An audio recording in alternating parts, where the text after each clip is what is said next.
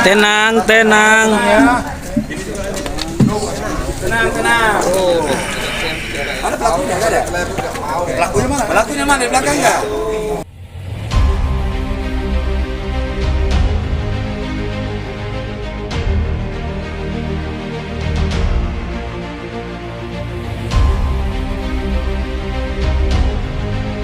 Di mana memang dalam waktu kurang lebih 1 minggu dan 2 minggu ini kami melakukan proses penyelidikan dan penyidikan terkait dengan penyalahgunaan ataupun pengedar daripada barang-barang narkotika jenis tanaman.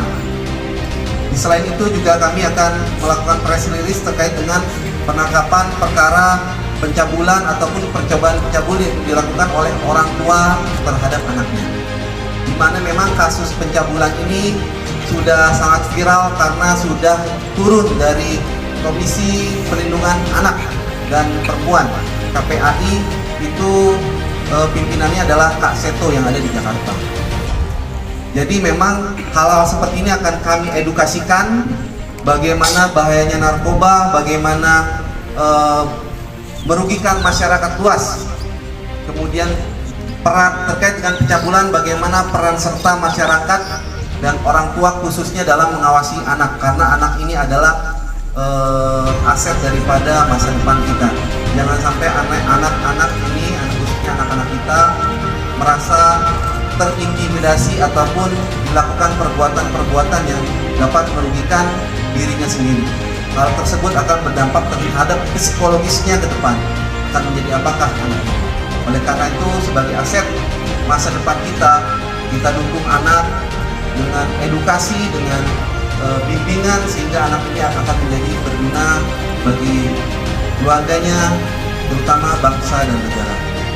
Jadi rekan-rekan media sekalian, di sini dapat dilihat bahwa ada kurang lebih 500 gram ganja ataupun tanaman yang tidak diperbolehkan untuk dikonsumsi maupun dimiliki, di mana kami melakukan proses penyelidikan pengungkapan ini dari 3 TKP.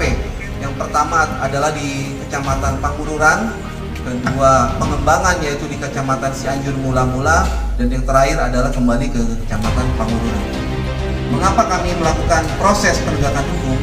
Karena memang di undang-undangnya sudah dinyatakan bahwa memiliki, mengedarkan, menggunakan barang-barang jenis psikotropika maupun tanaman-tanaman narkotika yang dilarang itu tidak diperbolehkan.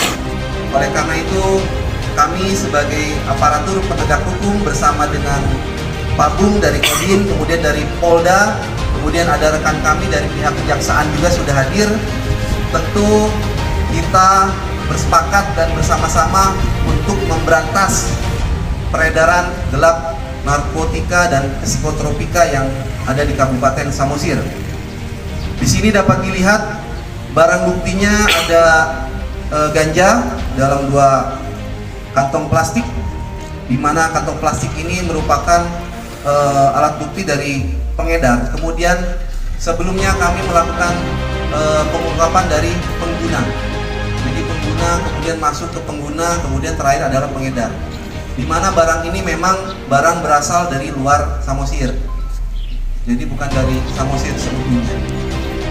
Kemudian juga ada beberapa handphone yang digunakan sebagai alat komunikasi dan sistem pembayaran melalui m-banking dan QRIS. Jadi di sini juga bagaimana mereka melakukan transaksi pembayaran, ada yang melalui m-banking maupun transaksi secara cash ataupun secara pembayaran pada umumnya. Jadi nanti dapat dilihat rekan-rekan, silakan. Kemudian terkait dengan kasus pencabulan ini, memang kasus ini sudah bergulir semenjak tahun 2020, di mana terjadi perdebatan dan akhirnya perkara tersebut ditarik ke Polda, ditangani oleh AKBP Feriana Gultom, dan alhamdulillah pada hari ini, pada minggu yang lalu sudah P21 Bu ya, dan pada kemarin sudah dilakukan upaya paksa dengan melakukan penangkapan terhadap terduga pelaku pencabulan yang sudah melakukan percobaan pencabulan terhadap anak kandungnya sendiri, dan ini akan diproses hukum menurut peraturan perundangan yang berlaku.